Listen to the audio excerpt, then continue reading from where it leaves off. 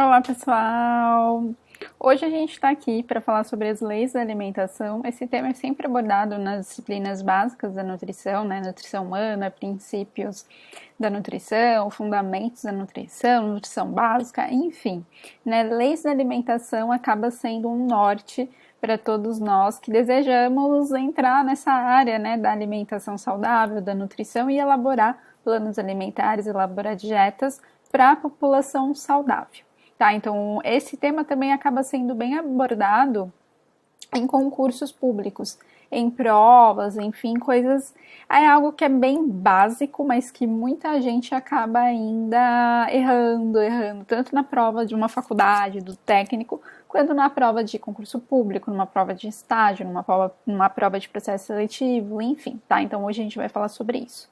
Porém, antes, quero lembrar vocês aí a se inscreverem no canal, né? Então, eu estou iniciando esse canal, já tem algumas aulas disponíveis para vocês, mas se inscrevam para ser um canal de apoio aí todo estudante de nutrição, tanto da área ou nutricionista formado que quer dar uma revisada, quer prestar um concurso público, ou enfim, está ainda no ensino técnico, quer dar uma reforçada no conteúdo. Então, se inscrevam, curtam, compartilhem, que isso super me ajuda. Lembrando, né, que eu sou a professora Mariane Rocha e sou mestre em Ciências pela Faculdade de Saúde Pública da USP, especialista em nutrição esportiva pelo Cefit e nutricionista, tá? Então eu atuo lecionando para estudantes de nutrição e também estudantes de gastronomia. Vocês podem me encontrar no Instagram, no @nutri.marianerocha, e eu tenho um canal no Telegram que está um pouco morto nesses últimos dias, mas tem alguns materiais aí bem legais, tá? Então vamos lá, leis da alimentação. Bom, é importante que vocês saibam que as leis da alimentação foram criadas pelo Pedro Escudeiro, que era um médico nutrólogo argentino, em 1938, ou seja, faz bastante tempo, e essas leis até hoje, né, norteiam a nossa nutrição, né, como elaborar um plano alimentar saudável. Então, sempre quando a gente está pensando em população saudável, a gente lembra das leis da alimentação, e para a população doente, a gente tenta abordar, né, se adequar pelo menos ao máximo de leis que a gente consiga. Tá? Então, desde 1938, a gente já tem essas leis de alimentação aí disponíveis para nós.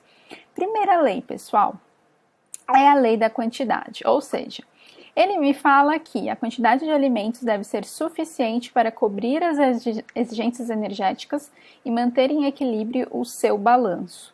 Então, o que significa isso, né?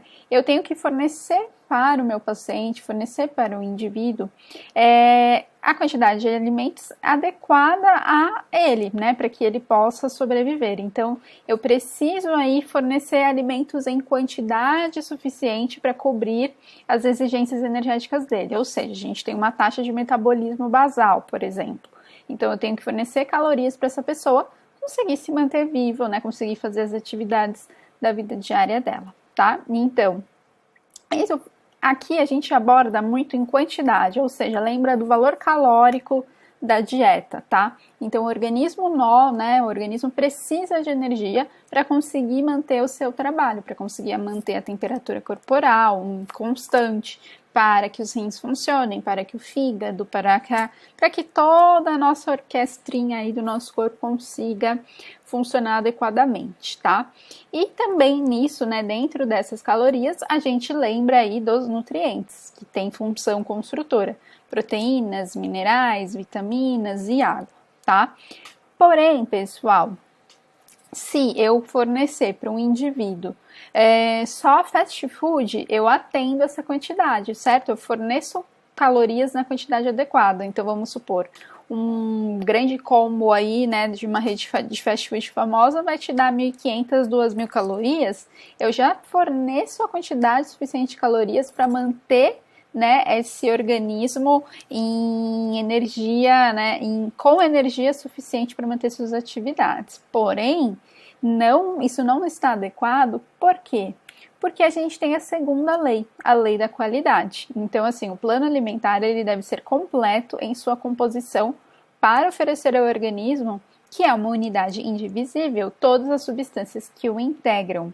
Então, assim, o meu plano alimentar ele tem que fornecer qualidade, né? Tem que ser de qualidade. Eu tenho que fornecer os nutrientes completos para esse indivíduo, tá? Então, o plano alimentar só é completo quando a composição incluir todos os nutrientes que devem ser ingeridos. Muitas vezes, quando a gente se baseia num fast food, a gente está ingerindo aí muito açúcar, muito sal, muita gordura, enfim, e não necessariamente a gente está consumindo vitaminas e minerais e fibras numa quantidade adequada, né? Tem até um filme bem bacana, né, que mostra o indivíduo que ficou passando, acho que um mês comendo fast food, né, e aí verifica depois todas as deficiências nutricionais que ele teve, o ganho de peso excessivo, problemas de saúde, enfim, tá? Então, é importante que vocês lembrem isso. Eu preciso fornecer a quantidade de calorias, né, a quantidade de alimento suficiente para a sobrevivência do indivíduo, mas esses alimentos, essas calorias, elas têm que ter qualidade. Para elas terem qualidade, eu tenho que aí incluir todos os nutrientes, né, carboidrato, proteínas, fibras, vitaminas, minerais, tá, para que ele possa ter para ter uma boa saúde, tá? Então, a segunda lei, lei da qualidade. A terceira lei é a lei da harmonia. Então, nessa lei, né, o Pedro Escuteiro fala: as quantidades dos diversos nutrientes que integram a alimentação devem guardar relação de proporção entre si, tá? Então, não dá para eu fornecer para uma pessoa só gordura, não dá para fornecer para uma pessoa só proteína, não dá para fornecer para uma pessoa só carboidrato, só açúcar, só sal, tá? Então, é importante que as quantidades desses nutrientes, eles tenham uma relação de proporção entre si.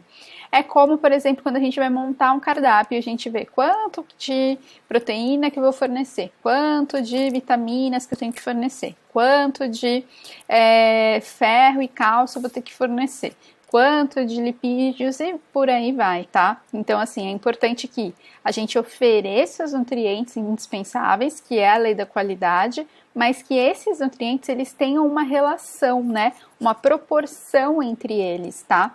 Para que isso também não interfira no quê? Na biodisponibilidade dos alimentos, tá? Então, eles têm que ter um equilíbrio, uma harmonia. Nossa alimentação, ela tem que te fornecer alimentos em quantidade adequada, que esses alimentos sejam de qualidade e que haja uma harmonia entre os nutrientes contidos. Então, a gente tem que, por exemplo, pensando em biodisponibilidade, eu preciso evitar aí a combinação de certos alimentos, como cálcio com ferro, ou ainda usar essas combinações ao meu favor. Então, se eu consumo lá feijão, adicionar uma fonte de vitamina C na alimentação para ajudar na absorção desse ferro contido no feijão. Ou seja, eu tenho que ter um equilíbrio entre os alimentos, tá? Então, a quantidade dos diversos nutrientes devem guardar uma relação de proporção entre si. Por fim, a gente tem a quarta lei, que é a lei da adequação. Então, a lei da adequação, ela me fala o seguinte: a alimentação tem que estar subordinada à adequação ao seu organismo, tá? Então, a finalidade da alimentação está subordinada à sua adequação ao organismo. O que isso significa, gente? Que eu preciso saber quem é o meu paciente, né? E sabendo quem é o meu paciente, eu consigo adequar, né, a minha dieta, o meu plano alimentar ao estado fisiológico que ele está. Então, eu fazer uma alimentação, fazer uma dieta para um paciente doente é uma coisa, fazer uma dieta para um paciente saudável é outra, gestante é outra, criança é outra, né? Então, qual que é a atividade física que essa pessoa faz? Ela está idosa? Não está? É homem? É mulher? Então, eu tenho que adequar a minha dieta ao momento biológico que a pessoa se encontra. Se está amamentando, se está gestante, se está doente, qual doença que é, né? Se é criança, se é adolescente, se trabalha, se não trabalha, enfim, tá? Então, isso é importante também. A gente, quando vamos montar o plano alimentar, que esse plano alimentar seja adequado aos hábitos também alimentares do indivíduo, às suas condições socioeconômicas, ao seu gênero, à sua idade e atividade física. Ou seja, a lei da adequação, ela me fala, a sua alimentação, né, a dieta, o plano alimentar tem que estar adequado ao seu indivíduo. que você está, por exemplo, atendendo, que você vai montar um cardápio, enfim. Então a gente tem que estudar quem é essa pessoa. Pensando em alimentação escolar, vamos supor. E como que eu vou montar um cardápio? Eu tenho que identificar, né, qual que é o grupo que eu estou trabalhando, né? Então é o materno, é o infantil, eu estou trabalhando mais com adolescente, enfim, para que eu possa montar cardápio adequados a eles. Pensando em condição socioeconômica, eu não posso montar um cardápio, por exemplo, só com frutas vermelhas, goji berry, alimentos de difícil acesso a uma população mais carente. Então, eu tenho que adequar o meu cardápio a ele, adequar os hábitos alimentares. Então, pessoas que têm aversões, eu não vou colocar só no cardápio o que ela não gosta de comer, senão, assim, não adianta, ela não vai seguir. Né? Então, a idade dessa pessoa tem que também estar adequada. Adolescentes, por exemplo, têm um consumo calórico, né, um gasto calórico alto. Então, eu tenho que me adequar a isso e por aí vai, tá? Então, a lei da adequação é você adequar a essa pessoa, beleza? Então, essa é a nossa última lei. E aí, a gente finaliza aqui as nossas 4 leis da alimentação. Primeira lei, lei da quantidade, então a gente tem que fornecer alimentos na quantidade adequada a esse indivíduo para sua sobrevivência. Segunda lei, a lei da qualidade, ou seja, as calorias tem que também, né, estar, né, os alimentos que eu fornecer no plano alimentar, eles têm que ser de qualidade. Não adianta a gente ir só para, né, bater a quantidade calórica, só colocar alimentos ultraprocessados com uma qualidade nutricional muito ruim. E a gente tem que também manter uma harmonia entre eles, tá? Então, não colocar só carboidrato, só proteína, só gordura, e pensando ainda na harmonia, que ela seja equilibrada, né? Que o nosso prato, nossas refeições sejam equilibradas para facilitar mesmo a biodisponibilidade que há entre os nutrientes.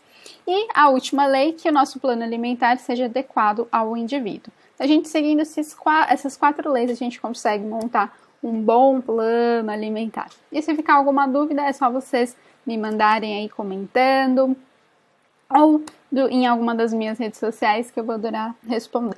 É isso, gente. Não se esqueçam aí de se inscrever. Beijos!